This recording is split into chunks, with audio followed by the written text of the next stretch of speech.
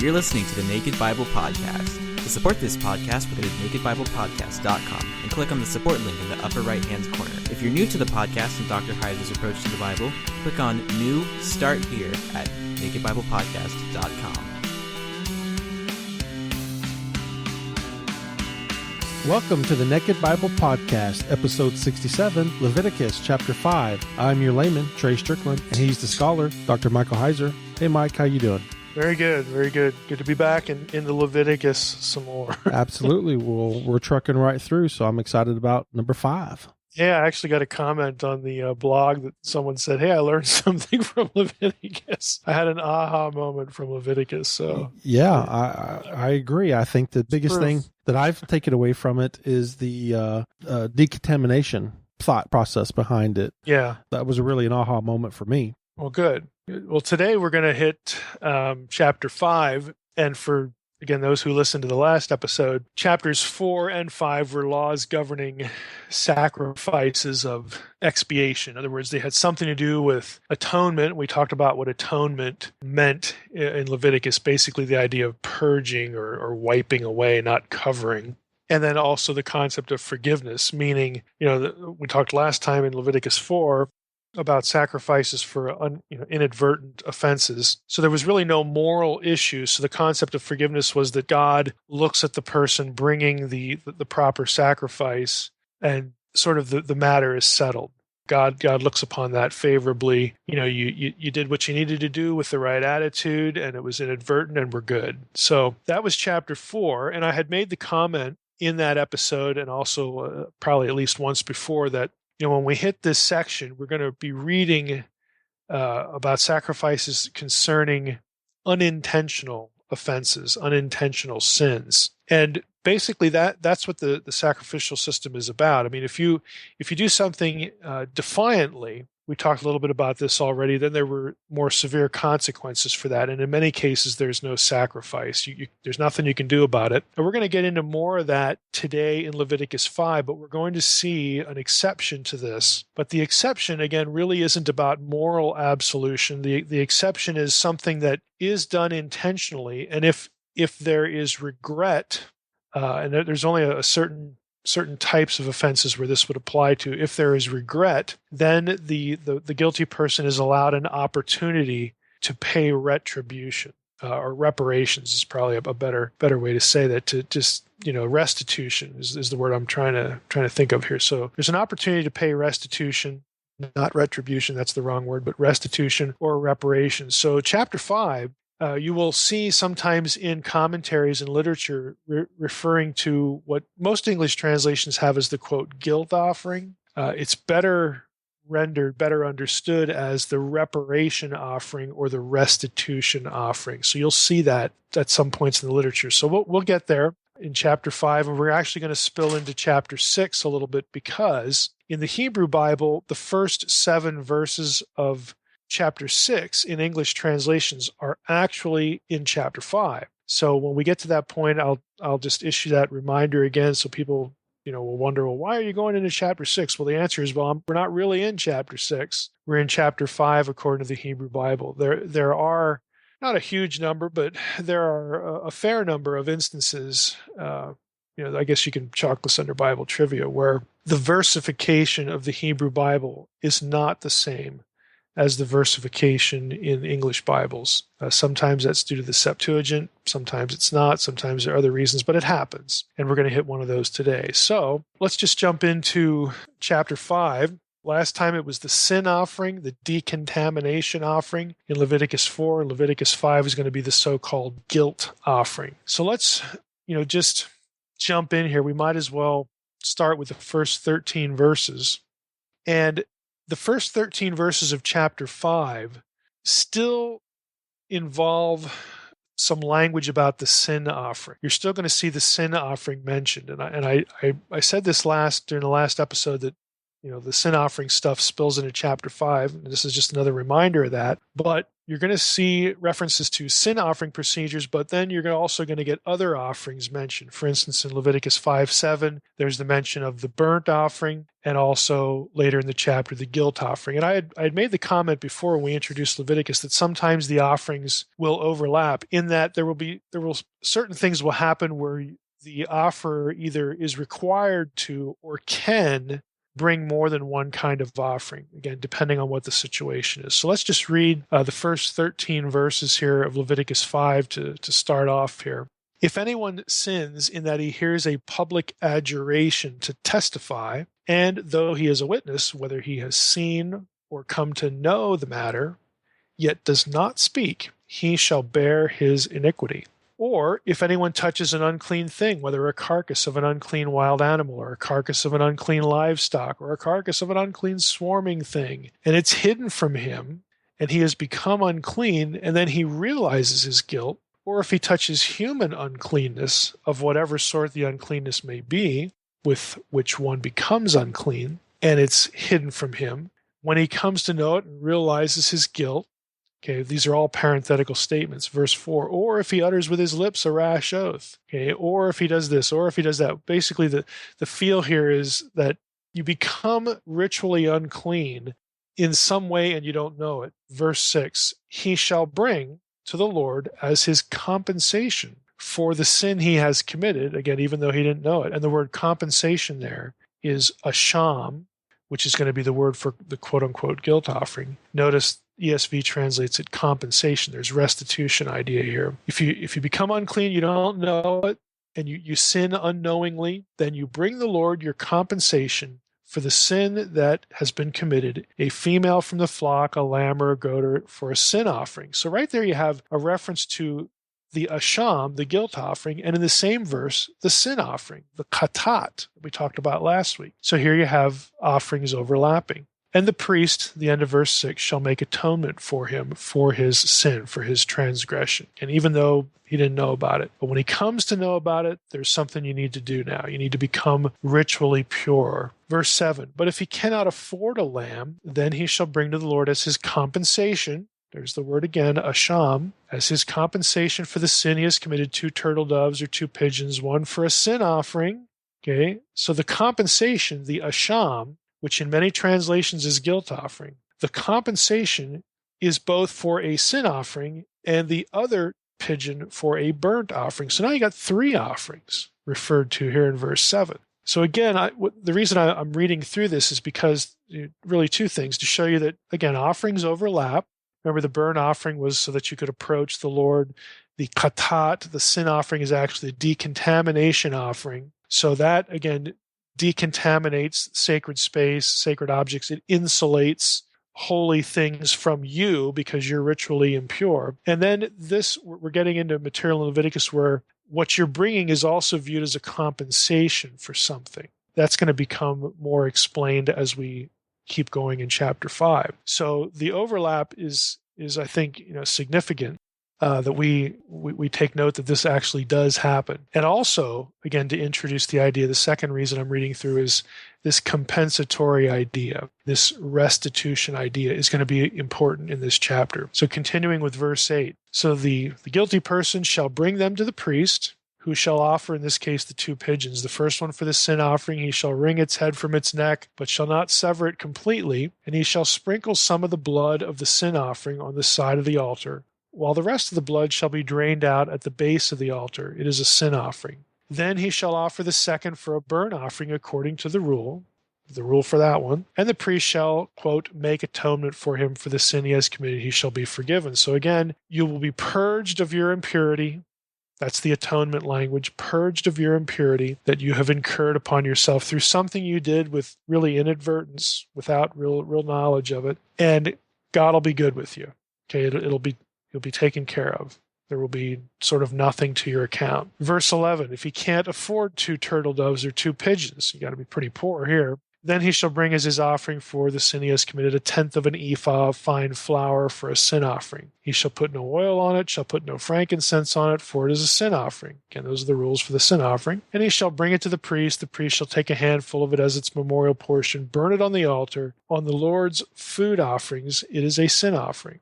Thus the priest shall make atonement for him for the sin which he has committed, any one of these things, and he shall be forgiven. And the remainder shall be for the priest, as in the grain offering. We talked about the grain offering earlier. So those are the first 13 verses.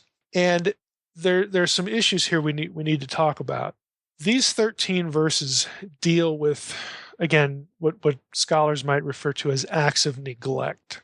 In other words, in verse 1, there's this failure to testify on some incident, and the rest would be some sort of thing that you did that rendered you impure that you didn't really know about.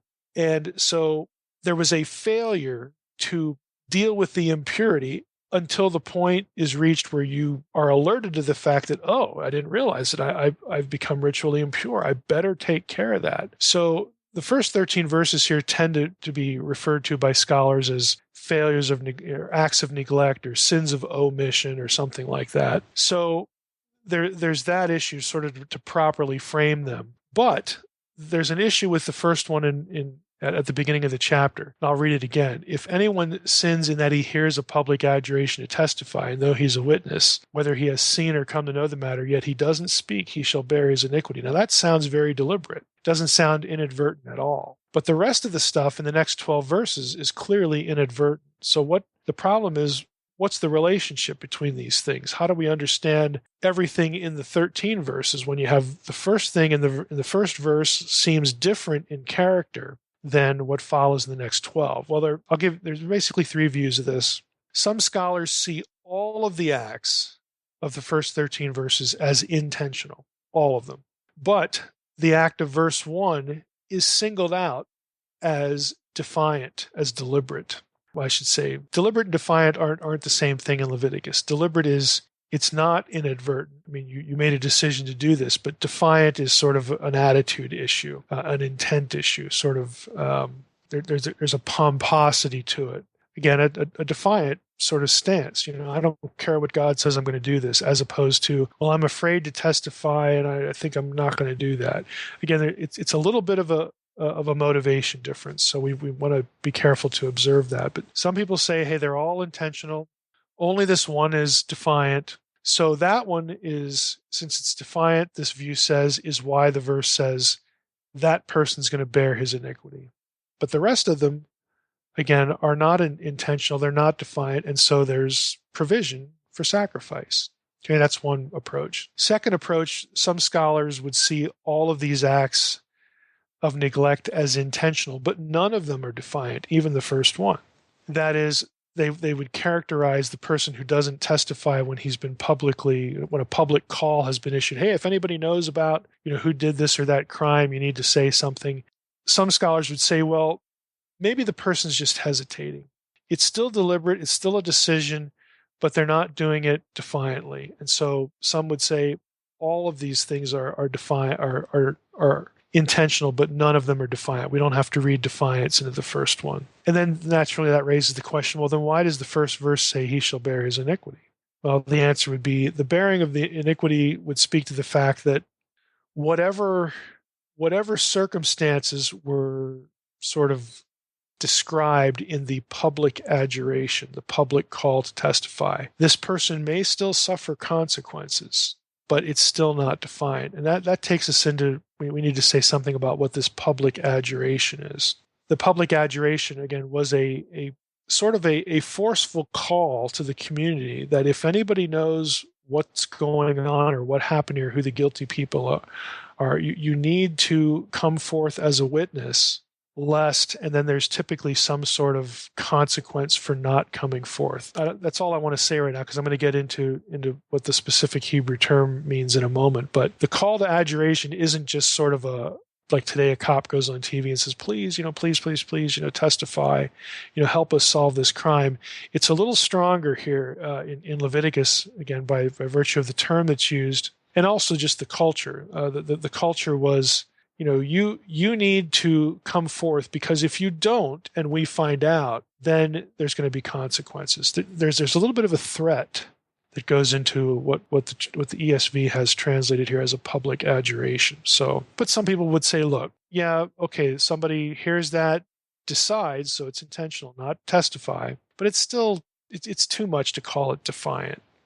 Okay, maybe they're just afraid. There's some hesitation. Third view is that some scholars would see the act of verse 1 as intentional and not covered by sacrifice, deliberately to contrast it with the rest. And the rest are unintentional violations that can be addressed by sacrifice, as in prior portions of Leviticus. Well, personally, I'm just going to give you my thoughts on this. I think the second option is probably the least likely. Again, the second option was that all of the acts in the first 13 verses are intentional. I just don't see that, because I think the language is clear from verses 2 to 13 that people just don't know if they did something wrong. So I don't see how that it can be intentional. So I think the second option is probably the least likely. If the first option is correct, that all of the acts here in the first 13 verses are intentional, then this would be a passage. It's one of a handful in the Old Testament where there's still an opportunity to sacrifice even if you do something deliberately.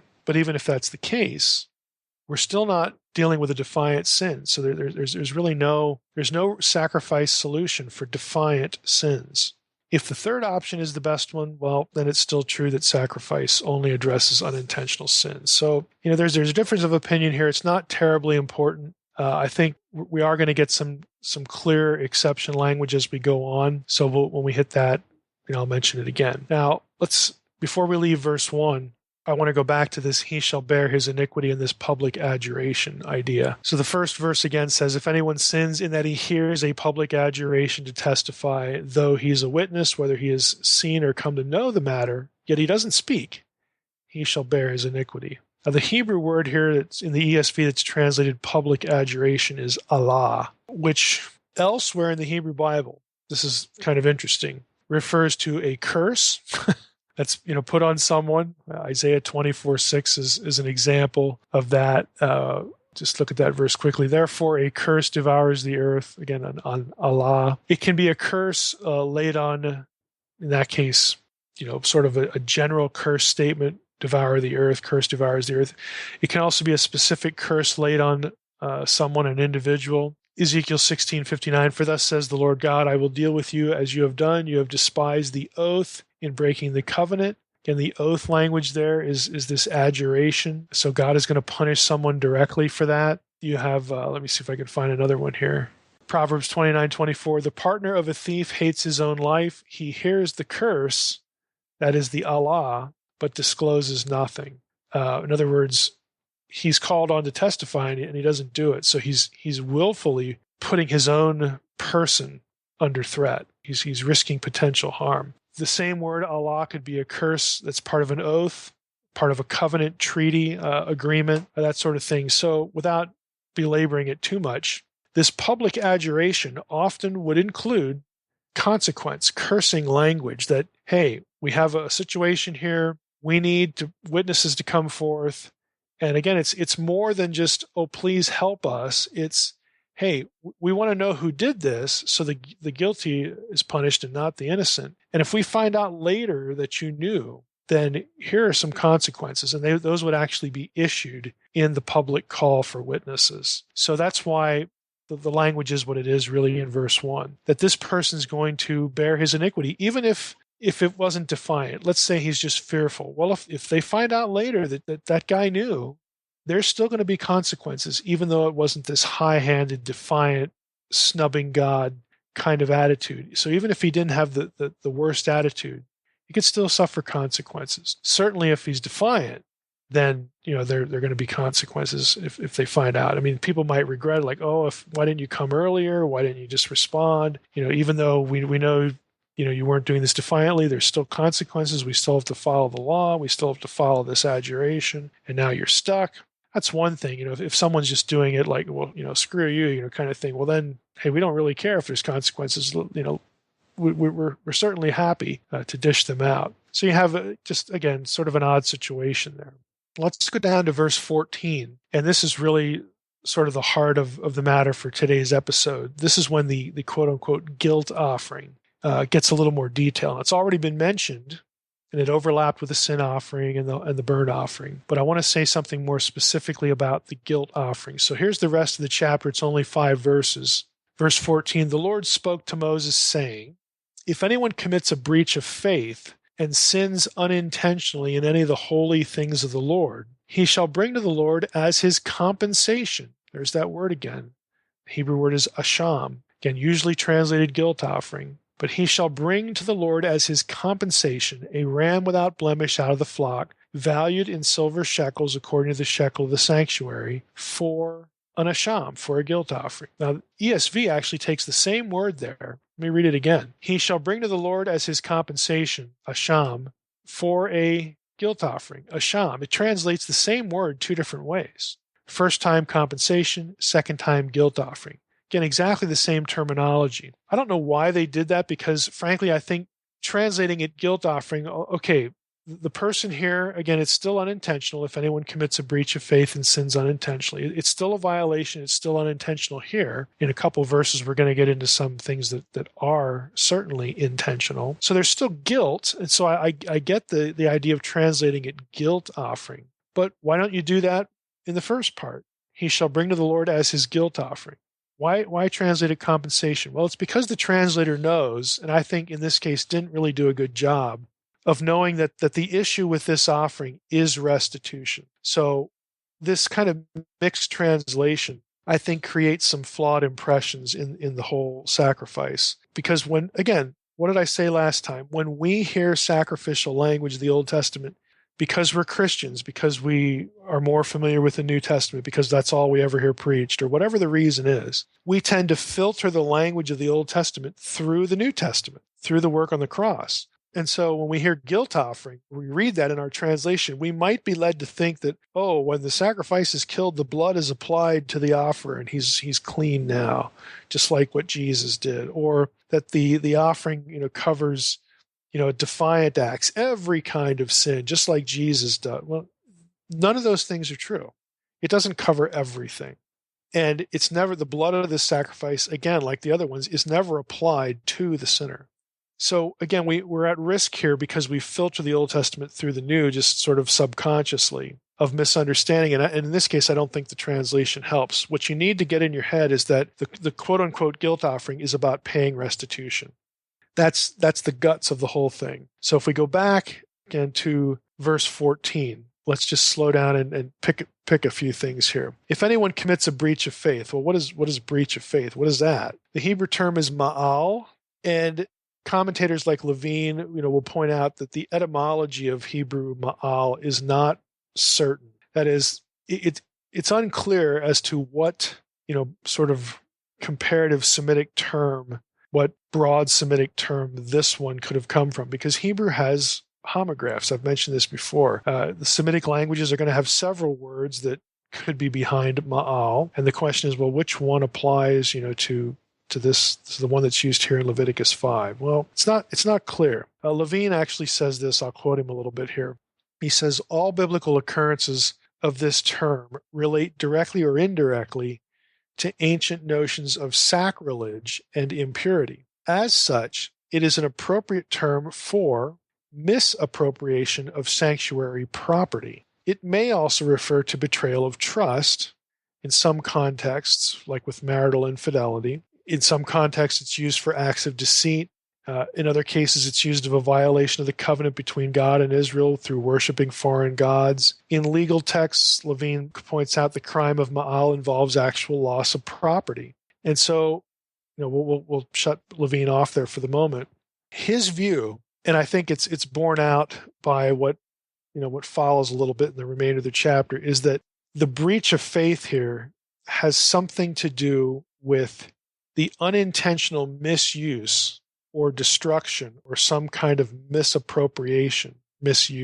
of sanctuary property. Now, it's clear that it's inadvertent because we have the word, just like we had before, bishgaga, inadvertent, unintentional in the passage. So maybe this refers to the sort of unintentional taking of something that should have been used only for the sanctuary, some sacred object or something like that.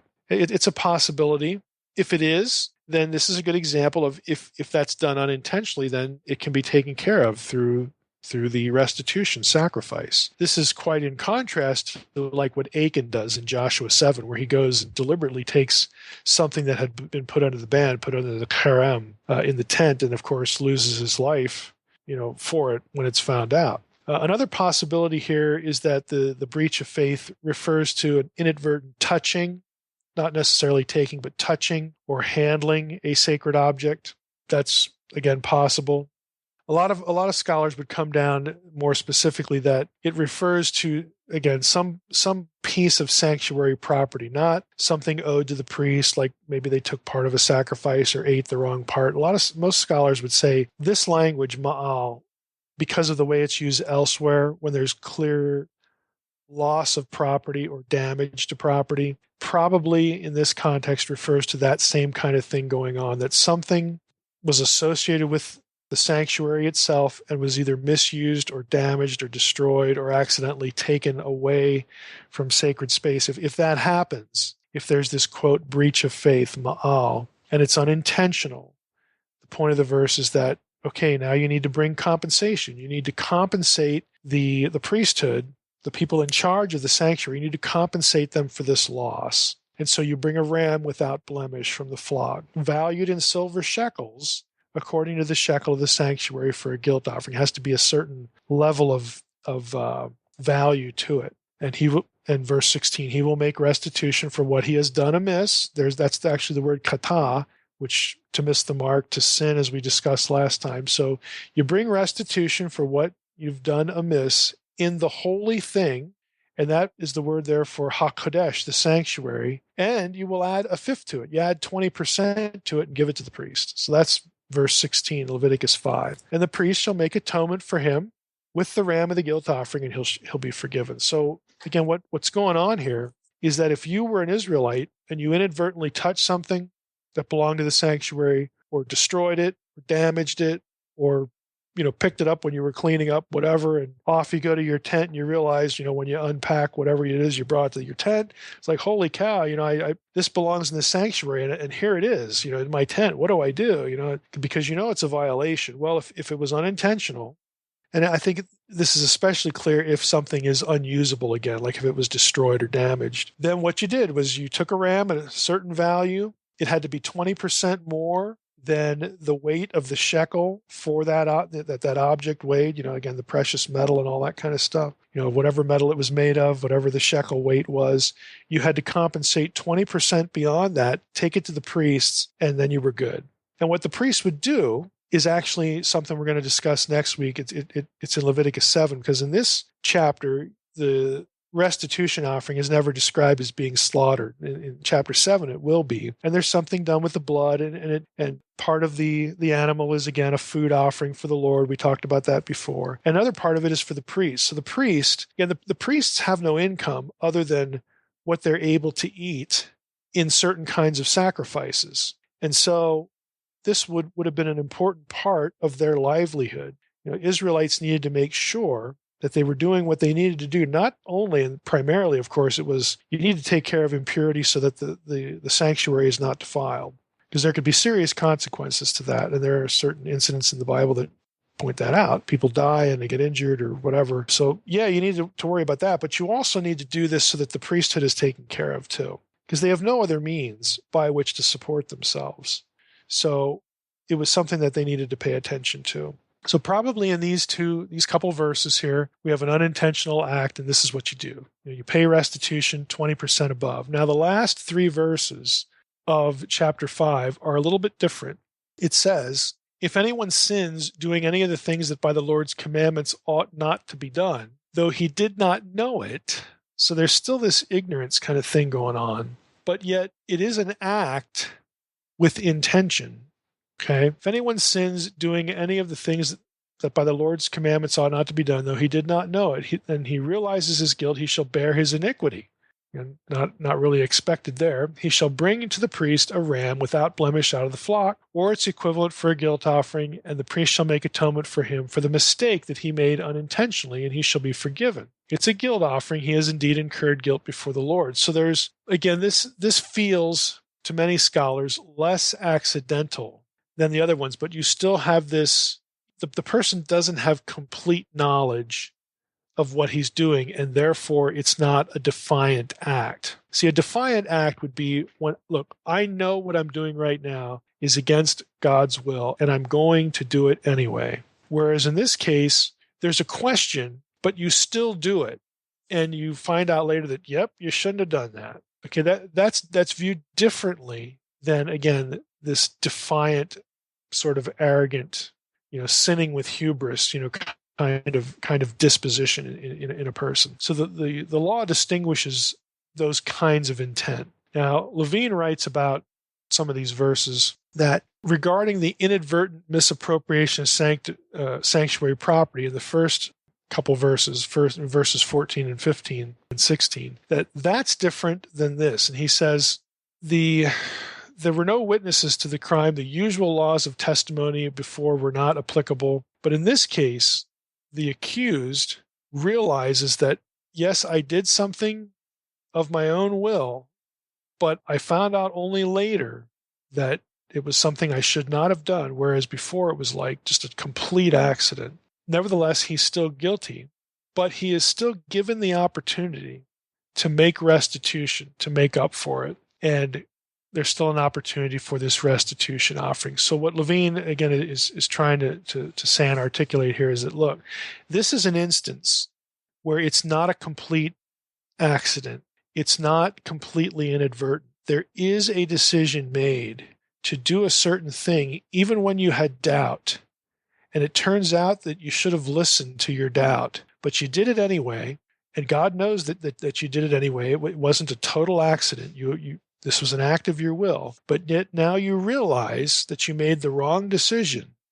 You made the wrong decision. And so God, even though there's an element of intentionality here, God still will, if you're repentant, will allow you opportunity to pay restitution for that. So bring your restitution offering, and the priest will make atonement for you, and you will be forgiven. So this is, again, one of the few instances in Old Testament sacrificial law where you can have someone, again, make a decision, an intentional act, but still, again, it was something that there was doubt about, but you just made the wrong decision. You just screwed up. And it's different than total accident. But even though God knows that you acted on your own free will, and you became guilty, God still looks at you, if you're repentant, when you do realize what happened, and says, okay, I'm going to make an exception here. We're going to allow you to bring a reparation or restitution offering so that you can take care of this.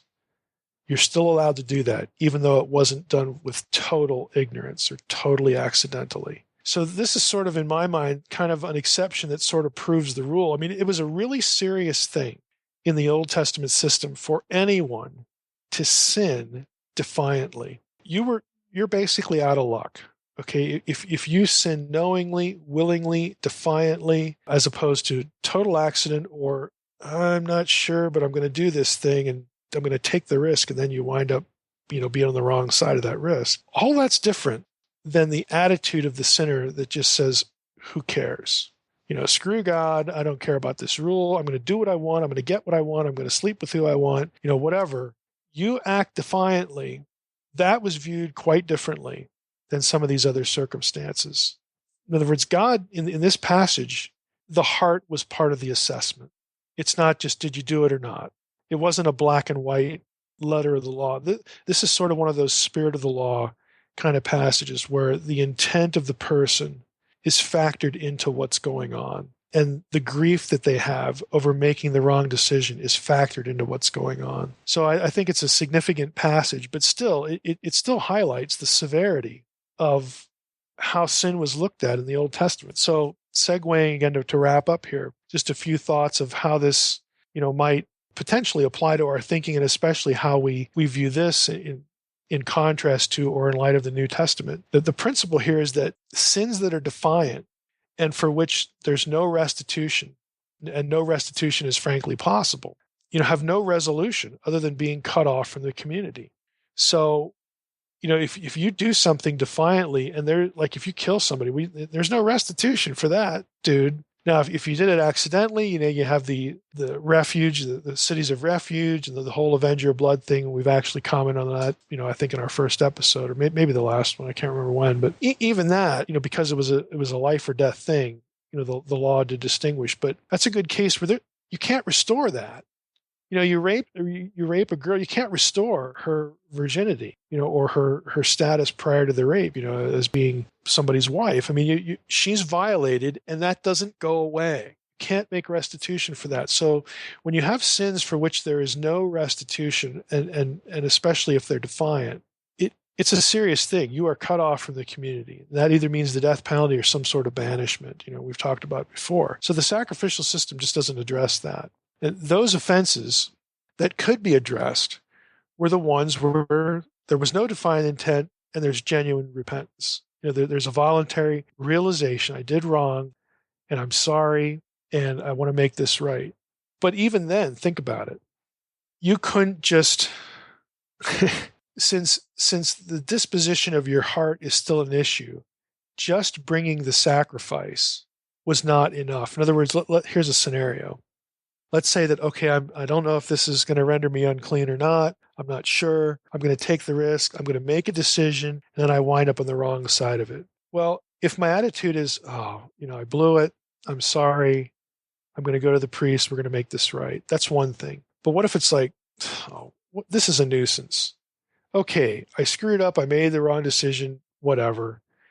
And I have to be talked into taking the sacrifice. My wife says, you better take care of that or, you're going to get in trouble. Oh, yeah. Okay, I'll do that.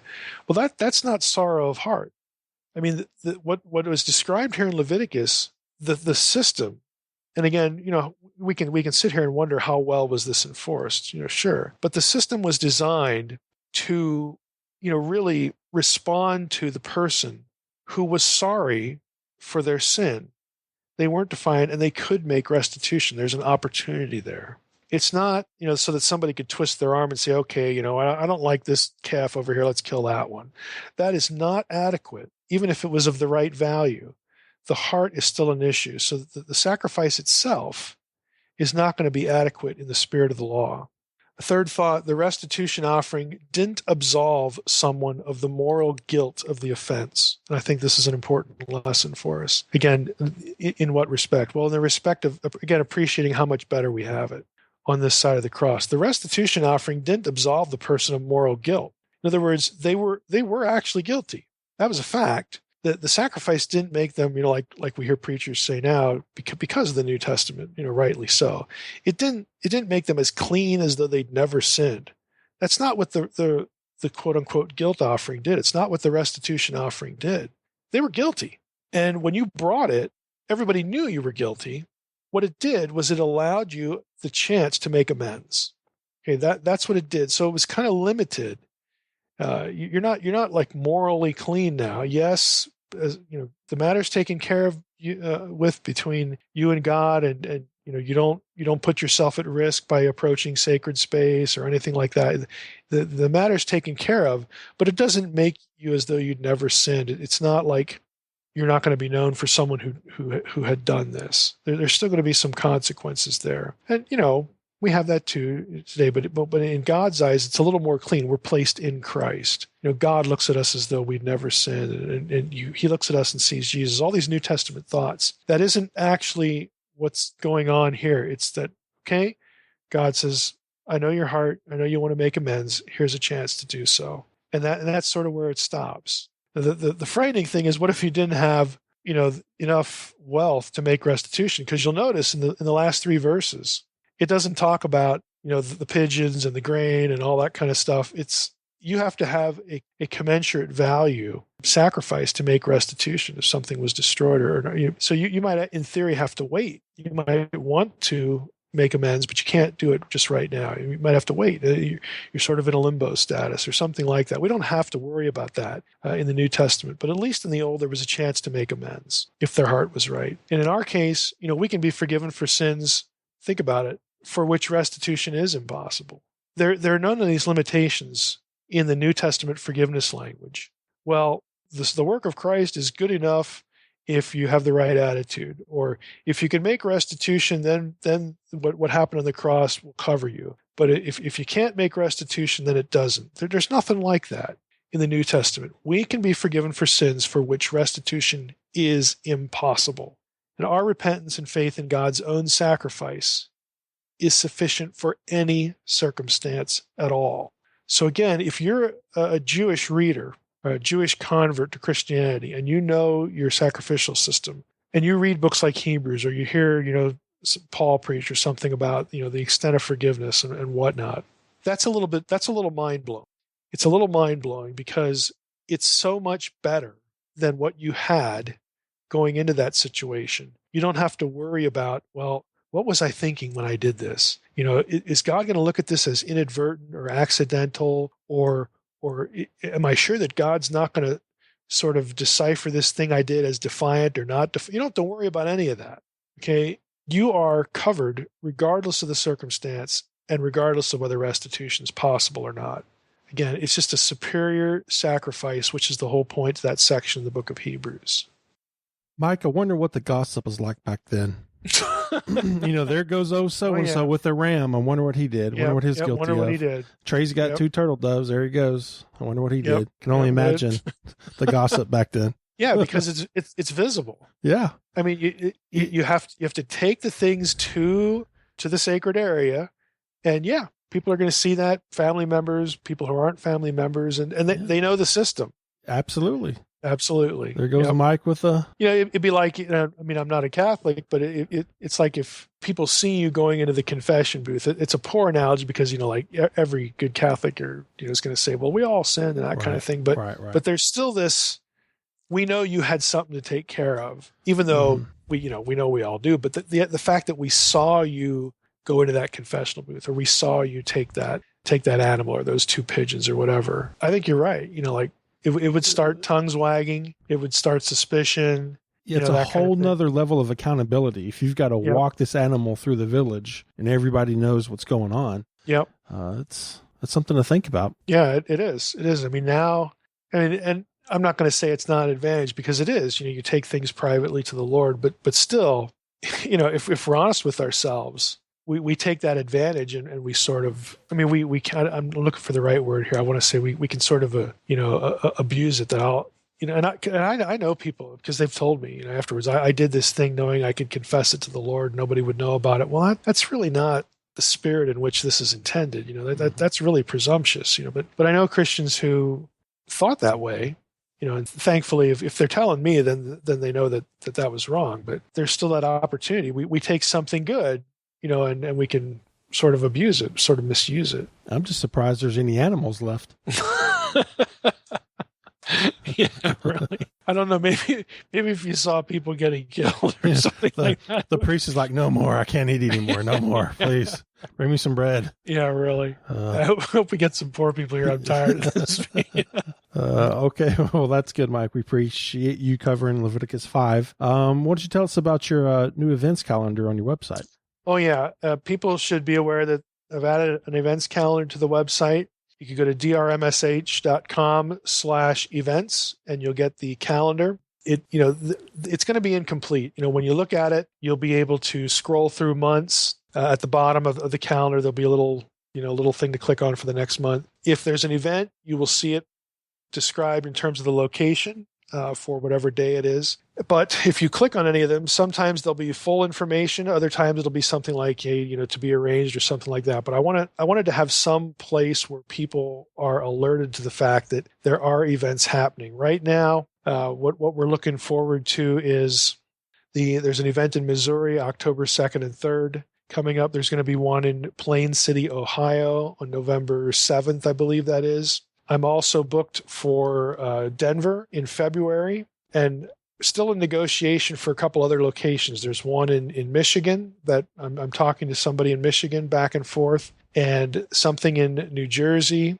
And I'm trying to think of where the other, I think there's one in Iowa or something like that. But there are 3 or 4 that are still in this state of, hey, we want to have you come, but we're trying to pick a date and trying to negotiate this with pastors and other area churches so that it'll work out and that kind of thing. So the events calendar is where you can sort of get caught up. I'd check it maybe once a week, see if anything's been updated there, but at least it's there. Sounds good. Well, Mike, next week we're going to have another special guest. Yep. Yeah, we're going to be interviewing, we may have 2, but at least one of the figures behind I would say the major figure behind the character in the portent known as Fern. So if you've read the novels, The Facade and The Portent especially, there's a thread in both of the novels that relates to dissociative disorder, people who are deliberately traumatized either through satanic ritual abuse or, again, maybe an MK Ultra type program. There are people around the country who very much under the radar. I mean, I know some practicing psychologists that get these cases, but Fern, the character Fern is sort of representative of people I know who do this, a very under the radar, word of mouth kind of ministry, but they are literally busy every week. And she has a nonprofit ministry that caters exclusively to people who need, again, I'll call it counseling. There's more to it than that are in these situations. And the reason I'm having on is because she specifically uses lots of the kind of theology that you'll read about in Unseen Realm, divine counsel, worldview theology, in the way she helps people process what happened to them and also recover from it. Now, dissociative disorder, for those who don't know, used to be called clinically multiple personality disorder. And it's everyone can dissociate voluntarily or the best illustration is you're driving down the road and your mind literally, you go to a different place. And you can be thinking of something or playing something through your mind or whatever, but somehow you're on autopilot driving, but you are actually mentally in a different place. That's what dissociation is. And people who are into psychology know that if a person is traumatized, this is a natural brain function that helps them cope with the trauma. Their brain sort of breaks off into some other place or area where to insulate them from experiencing the trauma. And sometimes, again, there have been psychologists, people in and outside in private practice and in the government who use this to experiment on people to see if they could create alternate personalities within them and program those personalities to do different things, to be triggered. If you've ever seen The Manchurian Candidate, again, it's kind of an extreme illustration, but it is nevertheless an illustration. Sometimes this is drug-induced, whatnot, deliberate trauma. Is someone who focuses, has a ministry on this kind of stuff, whatever its point of origin, and helps people deal with that. And she's especially focused on people where you have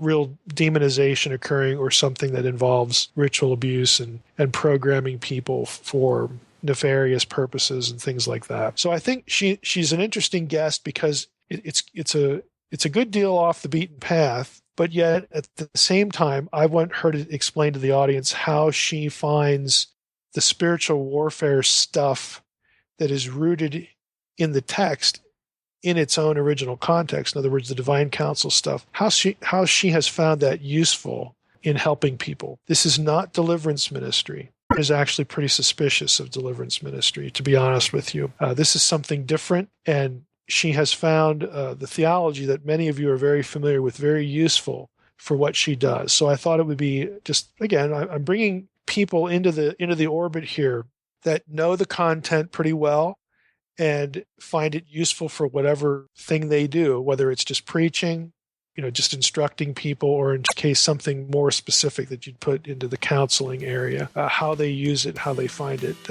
effective. So I think it'll be a real interesting interview. I think people will find it pretty interesting. Absolutely. Looking forward to that one. Mm-hmm. Anything else, Mike, you'd like to discuss? No, I think that's it. Okay, well, good deal. Just want to thank everybody for listening to the Naked Bible Podcast. God bless. Thanks for listening to the Naked Bible Podcast. To support this podcast, visit www.nakedbibleblog.com. To learn more about Dr. Heiser's other websites and blogs, go to www.drmsh.com.